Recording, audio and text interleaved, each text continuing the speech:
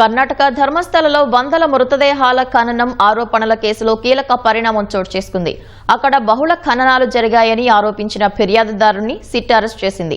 ఆ మృతదేహాలను తానే పూడ్చిపెట్టానని ప్రకటించుకున్న ఒక్కప్పటి పారిశుధ్య కార్మికుడు ముసుగు వ్యక్తి భీమాను సిట్ అధికారులు అరెస్టు చేశారు. అతడు అబద్దాలు చెప్పి ప్రజలను తప్పుదోవ పట్టించారని పేర్కొన్నారు. ధర్మస్థల పరిసరాల్లో 100కు పైగా శవాలు పూడ్చిపెట్టానని చెప్పిన భీమా చివరకు వాటి ఆనవాళ్లు చూపకపోవడంతో అధికారులు అరెస్టు చేశారు. తప్పుడు సమాచారంతో ప్రభుత్వాన్ని ప్రజలను తప్పుదారి పట్టించాడన్న అభియోగాలపై భీమాను అదుపులోకి తీసుకున్నారు. నిన్న రాత్రి నుంచి శనివారం తెల్లవారుజామున వరకు సిట్ ప్రధానాధికారి ప్రణబ్ మొహంతి అతడిని విచారించారు. మాయమాటలతో మొత్తం వ్యవస్థను నమ్మించి చివరకు ఏమీ తెలియదని చేతులు ఎత్తేశాడని దర్యాప్తులో విచారణ బృందం గుర్తించింది. దీంతో అతన్ని అరెస్టు చేసింది.